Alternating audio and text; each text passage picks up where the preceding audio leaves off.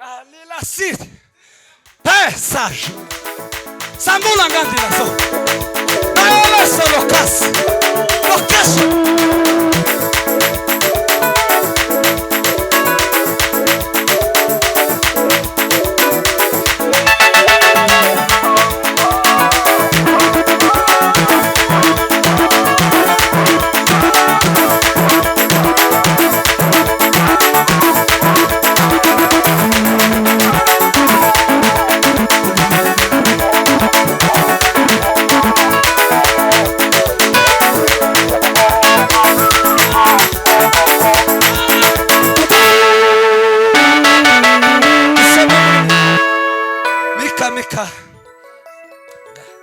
Mana turagushimiye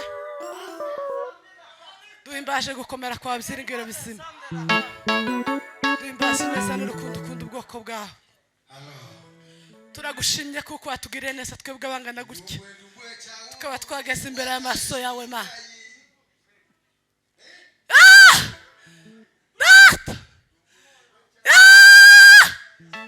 ugingo budasira maraba kwisa byiringiro byacu mana turi imbere y'amaso yawe ubwoko bungana gutya dutegereze kumituvuga tuganiriza imitima y'ubwoko bwawe buri wese agira icyo yumva buri wese agira icyo avuga ma buri wese agira icyo atahana ma buri wese yumva impumeko yawe tugire neza twebwe twese abangana gutya imitima yumye yongere kandi ihumeke ma imitima yumaga yongere kandi ihemburwe nawe ma jambo ryawe rikiza jambo ryawe rikiza papa jambo ryawe ryomora imitima ijambo ryawe ryomora inguma gira neza buri wese wageza agira icyo atahana duheze Imana icubahiro haleluya haleluya haleluya haleluya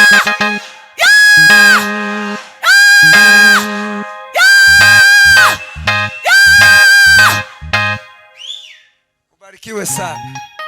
Barakoze bagize neza. Nari mvuze ngo dusome muri Mika ni bice bitandatu no ku murongo w'8. Bice bitandatu umurongo w'8. Umuntu ufite Bibiliya ijambo ry'Imana aze kuhafata nawe adusomere. Turaganira umwanya muto kubera yuko turi babiri kandi tuguwe neza. Amen. Yesu ni umwami. Yesu ni umwami. Gatandatu umurongo w'8 haravuze ngo yewe mwana w'umuntu we nakweretse iciza icarico ico Uwiteka gushakaho niki icyambere nugukora ivyo gukiranuka cyambere gukunda kubabarira no kugendana n'Imana yawe wicisha bugufi. Amen. Biri jambo ry'Imana ifite na some twumve. 6:8. Dusome Yego. Mika igice cya 6 umurongo wa 8. Yego. Bibiliya yavuze ngo ahubwo wewe mwana w'umuntu Imana yakuremesheje ibikwiye. Imana yakuremesheje ibikwiye nta munyaga urimo. Dore icyo Uwiteka dore icyo uhoraho agushakaho. Dore icyo uhoraho agushakaho nukuba intabera no gukunda kugira imbabazi kubakugiriye nabi no kwicisha bugufi ku ari we wese waremwe n'Imana no kugendana n'Imana yawe. Hanyuma ukaza kugendana n'Imana yawe. Amen. Atukuzwe. Bwana asifiwe. Asifiwe sana. Ndashimira abayobozi mwene data Kirayi twavuganye n'umuyobozi Moses na Pasiteri. Imana ibaha umugisha. Amen. Kuduha uyu mwanya. Amen. Urahenze. Uyu mwanya urahenze. Umuntu uzuhabwa akawukerensa cyangwa agakora ibye bitari mu bushake bw'Imana n'utaratahuye igihe cye mu mwanya we, ariko ndabitahura ndabizirikana. Imana yo mu ijuru ibaho umugisha, amen. Ngize amezi abiri ntaja mu ivugabutumwa, barampamagaye ndanga kubera yuko twari mu masengesho ku rusengero. Tugize amezi abiri sindarara mu rugo, amezi abiri arashize. Numva nyine nimva hano ndahitira ku rusengero kuzageza ku munsi umwe w'ukwezi kwa mbere ndi ku rusengero. Kuri ubwo rero ibintu mpari numva mfite sino bisuka muri uyu mwanya kubera ukuntu mpari numva meze. Bwana asifiwe. Atukuze. Muri hayiwe irya wavuze, muri hayiwe ndi mu kugenda mu muhanda nkumva ndi muri hayiwe. Nagera mu rugo ngasengera nk'amasaha kuma gutya, nkabakorera ama-etage mu rugo rwanje n'umudamu, nkabakorera ama-etage namara nkabasigira ni pesa namara nkagira gutya. Aho ngeze hose pwa, kuko Imana iradusaba. Bwana asifiwe. Asifiwe. Gusukira abandi kutuvuta ariko tutamwanga ngo tuyarangize duke kugira ngo akorere numara ubone kugenda. Amen. Ariko reka mbabwire, tugiye kuganira ijambo ry'Imana rivuga ngo hari iby'Imana igushakaho muri Kristo Yesu. Hari iby'Imana igushakaho, uzirengagize, uzemere, uzange, ubikunde. Hari icyo Imana igushakaho mu Kristo wamenye Imana ukaba waraje mu rusengero. Abari hanze ntibaramenya, nta kuri bazi, nta gakiza bazi, ariko wewe waje. Bwana asifiwe. Amen. Bamaso umenye icyo Imana igushakaho muri Kristo Yesu. Uyu mwanditsi ni mu bahanuzi batoya, kandi yahamagawe n'Imana kubwira bene wabo b'Abayuda, kubera yuko bari barazanye ibigirwamana. Imana yabo bemerera ibigirwamana bakorana nabyo. Imana ihagurutse uno muhanuzi mu burakari bukomeye bw'Imana n'ifuhe ryayo kubera ibintu barimo bakora. Yageze ahavuga ngo mburane n'ubwoko bwaje, niki kiriko mu isi ntigeze mbakorera. Njewe wabakoreye ibintu byose bishoboka, njewe wabarinze abami bari barabateye bakabatoteza bakabajana ari imbohe, ariko nkabarindira muri ibyo bihugu byose nkabacura ari amahoro. Bahuye n'iki ndakibakiza, bahuye n'izi ntambara ndazibakiza, bahuye n'ibi ndaziba, ariko niki ndakoze cyotuma bampaka bakazana imana z'ibigirwamana bakazinganya naje bakangomera ntibanu. Bwana asifiwe. Ababwira bino bintu bine ngiye kuvuga gusa bikarangira. Ijambo rya mbere, Bwana asifiwe, Amen, no gukiranuka. Biri ijambo ry'Imana risarivuga muri Matayo, Bwana asifiwe, ikavuga ngo gukiranuka kwanyu ni kutaruta uko abafarisayo n'abanditsi ngo ntimuzabasha kwinjira mu bwami bw'Imana. Kuko biri zivuga abafarisayo n'abanditsi n'abasadukayo bari abantu bazi ibyanditswe byera, biri mu kanwa bitari mu mutima, biri mu bumenyi bitari mu bwenge bw'Imana. Kuko hari ibintu bibiri bitandukanye abantu baza bibesha. Bwana asifiwe. Kandi nicyo kibazo itorero ryacu rifite, ngo itorero ntiryoyoberwa n'umuntu utarize, ngo ahubwo rigomba kuyoborwa n'umuntu wize. Umuntu wize yize ubumenyi, ntiyize ubwenge. Ubwenge butangwa n'Imana. Imana ishaka gutengeneza umuntu izimucurika mu ubwenge budasanzwe. Kuko biri zivuga ngo ubwenge buva ku Mana. Icyambere ngo buraboneye, nubwo amahoro, ngo bwemera kugirwa inama, kandi ngo nubwineza, ntibugira ishari, ntibwirarira, ntibugira n'ikibi. Amen. Naho ubumenyi ni amashuri wize. Tuzumva bavuga ngo yarangije, ngo yahawe ngo impamya bushobozi. Ni ukuvuga ngo yahawe ubumenyi, ariko ubumenyi butandukanye n'ubwenge. Ni ibintu bibiri bitandukanye. Kandi iyo umuntu aje kumva Imana, ntaza yumva Imana mu bumenyi, ntaza yumva Imana muri aya matwi yacu tuzatwumva. Amatwi yumva Imana saya ngaya. Kandi abantu benshi bakunda Imana ariko banga umwana. umwana abantu baramwanga. Kubera iki abantu banga umwana? Nuko batazabakora ibyo abasaba. Hari iby'Imana idusaba, hari iby'Imana itugombaho. Umwanditsi yavuze ngo yewe mwana w'umuntu, ngo nakweretse icyiza icyo ari cyo. Imana ntacyo itakoze kutwereka. Yaraguhamagaye igukura mu byaha, ikuzana mu gakiza. Imaze kugushitsa mu gakiza, iguha Bibiliya, iguha no gupfuka mu gasenga. Kandi nibyo bizabyigisha umuntu. Biri ijambo ry'Imana rizaryigisha umuntu rikamugira umuntu ushitse mu gihagararo cya Kristo. Iyo icyo kivuyeho gusenga kuza kuguhuza n'Imana. Bwana asifiwe. Ibyo zombi ni ibintu bizabicura umukristo akaba umuntu muzima ushitse utokora ikintu Imana idashaka. Bwana asifiwe. Utohungabanwa n'imiyaga yo mu isi n'imiraba yo mu isi. Nisi dufashe igihe mu ntambara. Reka mbabwire rino jambo. Bwana asifiwe. Kubera iki Abanyesiraheli bageze mu butayu bahakanye Mose, bahakana na Aroni, barinuba baranga. Bibiri irambwira ngo isi irasama igira gute? Irabamira. Kandi batumweho na Mose. Mose araza arababwira ngo Imana yantumye. Inde? Ngo Uhoraho.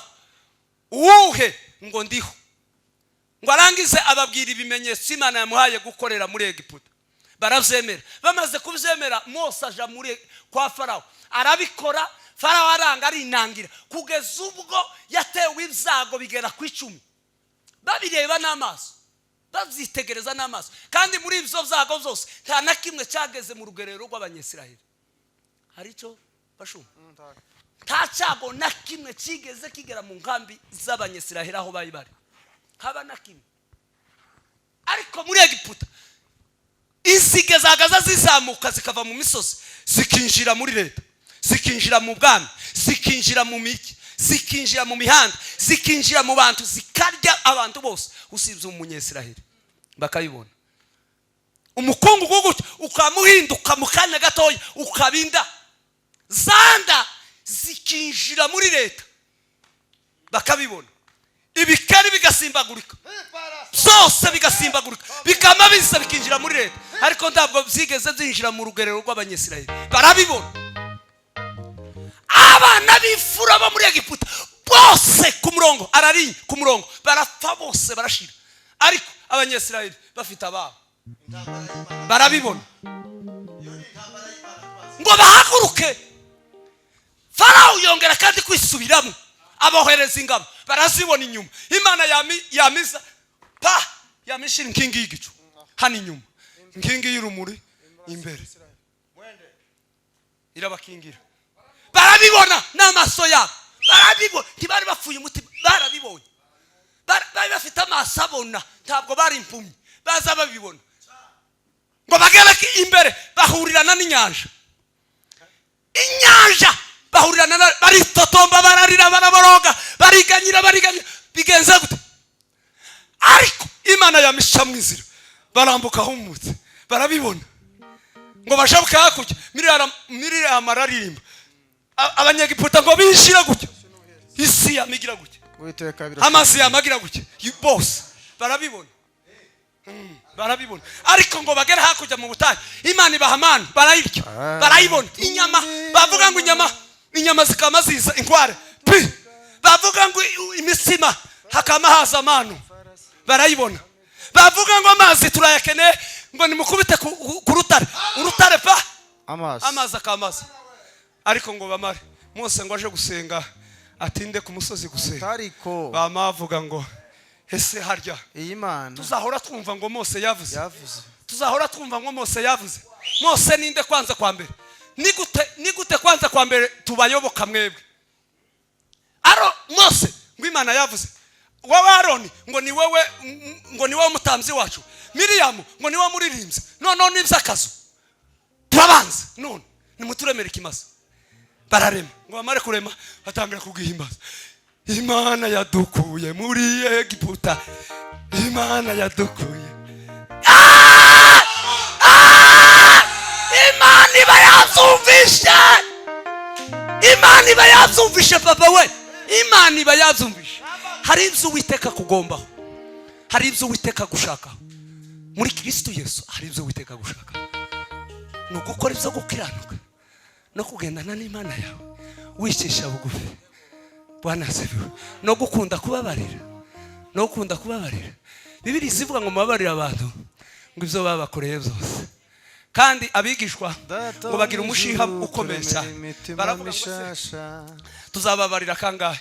Yamabwira ngo 7 inshuro imara 70. Ngahe multiply wa ku munsi umwe apana ngo iteka ryose. Ku munsi umwe aravuga ngo ugomba kubabarira umuntu 7 inshuro imara 70. Multiply turebe minus 400. Uzubabarira kangahe? Bene wacu ngo nashavuye nguzi Moses ngo ukuntu yangize nguzi ibyo yankoze ngo nashavu ngo ntazosa kumbona ngo namushize muri blacklist. Mama blacklist we ngo namushize muri blacklist ngo ndabwo tuzaso kuvugana ngo yanshavuje ngo Moses ngo wambwiye ngo araza kunkora gahunda ngo yamayanga ngo ndahamagara peraga yitabe ngo pi namuvuyeho. Babarira abantu, babarira umwana w'umuntu kandi babarira tubabarirane nibwo tuzababarirwa. Data wo mw'ijuru turemera imitima mishasha kandi babarira tubabarirane nibwo tuzababarirwa. Data wo mw'ijuru turemera imitima mishasha. Bwana asifiwe. Umwuka arambwiye kino gitaramo ngo kigiye guhinduka ku kintu cyose haje reforme shasha hagiye gutibuka imbaraga z'imirimo y'Imana ikomeye y'ibitano. Hagiye gutibuka imbaraga abantu bazoza baza kotumura. Abantu bazoza baza kotumura ariko ishano kubazoza baje kwigerezaho. Imana irambwiye ngo hari abazoza baje kuzimya umuriro ariko ngo bazohura n'ishano. Namugomola wajonjoboka namugomola wajonjoboka kina. Hallelujah. Ilori Bibiliya yarambwiye ngo Mose ahageze ngo arabyitegereza arababara cyane. Amategeko Imana yari yamuhaye ngo arayakubita hasi arayamuhanjagura ngo arangize. Mose arababara ngo arababwira ngo bari mu ruhande rwanje kubera uburakari muze hano ku mugongo waje abandi muje hari isingo ya misa dukamwo kabiri bamabiroha irafurira. Reka mbabwire tani imva zagaragara muzi impamvu Uwiteka afite icyo dushakaho. Bwana asifiwe. Imana yayi yararemanye umuntu intego yayo kandi mwibutse mu ngobyi ya Edeni umuntu yagendanaga n'Imana intambwe ku ntambwe. Mu ngobyi ya Edeni umuntu yari uw'Imana 100%. Kubera yuko Bibiliya ivuga ngo yagazaza kumusura mu mafu ya ni munsi akamubwira ngo mwiriwe. Adamu akavuga ngo mwiriwe gutadamu mwiriwe neza tuhoberana bagahoberana Imana igasubirayo. Umuntu yari uw'Imana 100%. Impamvu Uwiteka afite icyo adushakaho nuko Satani yazanye ubugome abwinjiza mu muntu. Umuntu agira iyindi mitekerereze itandukanye n'iy'Imana yari yaramuremanye aragenda. Nibyo byazanye Yesu yongera kandi gushaka ubusabane bwayo ngwize ishaka wa muntu isubire kandi mushiremwo ubuntu bwayo n'ubuzima bwayo. Umuntu kandi yongera atekereza Imana agirira Imana kandi nyota. Bwana asifiwe. Nico cyatumye umwami Yesu areba ibibabaro akayihanganira ariko akavuga ngo ngarure wa muntu waje nari nararemye sinomureka ngo agende buherere sinomureka ngo agende gutyo, sinomureka ngo apfe gutyo, sinomureka ngo atakare gutyo. Imana yongera kandi kugaruka kugira ngo izane wa muntu. Noneho mu gucungura umuntu bamwe barayemera abandi barayanga.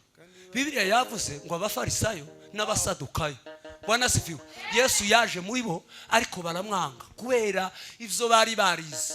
Batekerezaga kuko Yesu yaje kugwanya ivy'Imana, kuko yakoraga ibintu binyuranye n'ivyabo kandi akabikora n'ubwenge buhanitse, ariko bakamurebera muri se Yosefu na Mariya w'i Nazareti ahantu asuzuguritse habi, umubaji, umututani uraho. Bakamavuga ngo ivyo akora ni okay, ubwenge ni okay, akiza imbaraga ziva. Ise ni umubaji, nawe tiyize, agira agakanzu kamwe n'akarato kamwe, none izi mbaraga zivaye niye ziva, akoresha ubutwareki. Ni Beelzebuli, bakamamwita Beelzebuli. Bwana sifiwe. Amaze Yesu akabaseka. Yesu yagaza abaseka akabakorera igitangaza, akamabwira ngo nta bwami buza bwigwanya, ubwami bwonyine bumwe nta buza bwicamwo kabiri ngo bwigwanye. None Satani yogwanya Satani? ariko yarababwiye Yagaza bakora igitangaza kuko Yesu ntaza bwibwa iby'abantu, azamenya neza ibiri mu mutima. N'ubu nyine turaha ngaha, n'ubu nyine turaha, hari iby'Imana igushakaho kandi urabizi kuko ibigushakaho. Hari ibyo utazukora neza, hari ibyo utazukora neza. Urasenga ariko uraroga, urasenga urasanga, urasenga uriba, uri umujura, urasenga Bwana sifiwe, uri umugambanyi, uzutandukanya abavandimwe. Urasenga ariko ufite kerere, ufite sababu, ufite kasoro, ufite kizinga, ufite icyaha, ufite icyeyi, kandi uzukugendana niyo batimbije gutya uza wikanga. Y'abana b'Imana batimbije gutya umutima uzusheganya kubera yuko hari kasoro. Njewe sinoyibona, Moses ntiyoyibona byose, yobona ibitero biguteye ariko ntabone icyakumaze. Warashize uzugenda usengesha ahantu hose ariko ufite kasoro, woyikuraho Imana ikakugirira ubutaka bataba. Abakristo hari Imana bagomba nayo masaha. Waba wararuhiye iki, waba wararuhiye iki, Mana we, urya munsi utabonye Yesu we, waba wararuhiye iki. Hari ikintu umwuka yanigishije ibintu bibiri pansenga muri uyu mwaka utangiye. Pansenga Imana yamubwira ngo rumurize we wamujura we. Ndika jewe umujura gute ko ntazaniba, ndi umujura gute Imana, ndi umujura gute ko ntazaniba. Yamisubira kandi rumurize we wamujura we. Nama nkonje aho ngambwira ku bujura bwaje, yamubwira ngo sizukiranuka mu gice cyacu. Kurasenga uzukiranuka mu gice cyacu. N'ubu nyine naraha maze kohereza igice cyacu, mbonye amafaranga yinjira kuri telefone na amafyonda ndohereza. Bwana sifiwe. Wamujura we, nanje nama nibwira ngo kubera yuko untunguye nanje ndagutunguye, sinzongera kwirega kino cyaha kuzageza Yesaje, sinzongera kwirega igice cyacu kuzageza Yesaje. Umuntu anyohereza 100 kohereza 10, tasoni bintwaye, tasoni 10 kuri M-Pesa y'ikanisa 10. Unyohereje 100, 10 si yanje ni Imana. Unyohereje 200 mbaho ni Imana. Unyohereje ibihumbi 10, igihumbi kimwe si cyanje ni cy'Imana. Unyohereje 20, 2 si byanje ni by'Imana. Kuri telefone sinzanduha ntinda Satani aje kuntera, tinde matamba aje gutambika imbere kubera amaso nirari, tinde Satani aje kunyamaganya. Ubu nyine hano nanicaye mbonye zigira ngo tiri nama nkubitaho nanje 3 ija kuri M-Pesa ikanisa, kubera yuko namaze kumenya neza satani ni umujanja, izazinjira ukavuga ngo reka uraza kubikora cyangwa ngo uzabijana n'iyinga yamara akamagushiraho ukamubona akana karavutuye cyangwa karagwaye cyangwa ukamubona ikindi gazi razimye cyangwa ukamubona ngo agafu karashize itu tambutsa hakiri kare ibindi bimenye Imana. Bwana sifiwe. Hari iby'Imana bashakaho banduko abakristo, hari ikintu kiri mu kumbabaza cyane. Abantu benshi bari mu kuvuga ngo abavuga butumwa ngo bari mu kugenda bazunguruka ngo amakanisa ngo bananiwe no kuja kuvuga ubutumwa mu batarakizwa, ariko njewe umwuka yambwiye kuko abari mu ikanisa aribo babikuruta batarakizwa. Kubera iki? Tushushe tukonje kandi akazuyaza Imana ikanga kurusha umupagani ukiririya irahi akazuyaza Imana ikanga kurusha umuntu uri muri mere rouge. Imana niwe yanga kurusha ibintu akazuyaza kaza gatera Imana isesemi kandi kakaba akazuyaza kari mu ikanisa. Amapepo yose, abazimu bose, abadayimoni bose, amanjwa yose, amagambo yose, amatirimbukanyo yose, amatindi yose, ujanja wose abawufite yo gucya yo gutambika gucya kamagukubita ngeta kuko uwo muntu ntaba yorusha umuntu uri mu ikanisa ariko ivy'Imana atabifasheho neza ngo amara amazavi inyuma yo gukubita ngeta wawe gucya wawe usirimba gucya wawe ukora za gahunda akagucaho yo gukorera igitangaza. Naje kumenya neza abanyamwuka mube maso, hari zangeta ziri mu bantu, hari zangeta ziri mu bantu. Muzingeta nimbugita sikuzagiza icyo ni kivuko cyaha je nagwanye nabo nkaba batanu ndi mu kazi mbaye incuruzi kiri umusore iri iwacu rugo nagaza mbakorera igitangaza narabakubise bose barahunga bose none ngo baje kunkubita ngeta mubonera uburyo ndayisigarana mu maboko. Amen.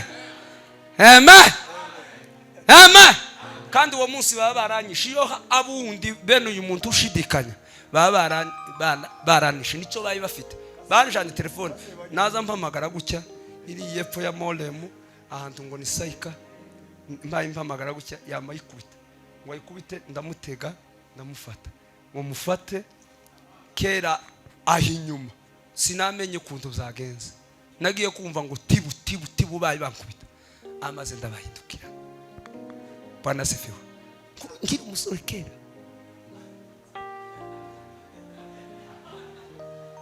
kandi ibyo mbaye mbabwira ni ukuri abantu banze nagaza nkuri inyana 40 mu masahane gusa inyana 40 kandi nzifashe njenyine nta wundi umuntu ufashe inyana 40 nkayifata mu minota nkaba nkuyaho amahembe nkayifata mu minota nkaba nkuyaho amahembe inka zananiye abashumba batatu nagaza nziragira njenyine nkazisura njenyine kagera ikabambara ingaso nkazika zose kumukwiro kandi ntiyagire nimwe ipoteye kazizitirira irurimba ahantu mu bajura mu banzi kazizitirira uruzitiro njenyine mu minota umpanga wanje uburi sawa uyaranze uyu muze yaranze mwaranze nagaza nzitira uruzitiro guca mu minota inga zaye zirisha ubwatsi bwiza nkaba ndarangije zikaba zigize uburinzi. Amen. Imana hari ibyo bashakaho bakristo tukazuririmba nguse n'uwawe ugeze uzuririmba uvuye inyuma kuko ikuzimi izaje nta mirimo nta migambi nta no gutekereza mwaka ijambo rye.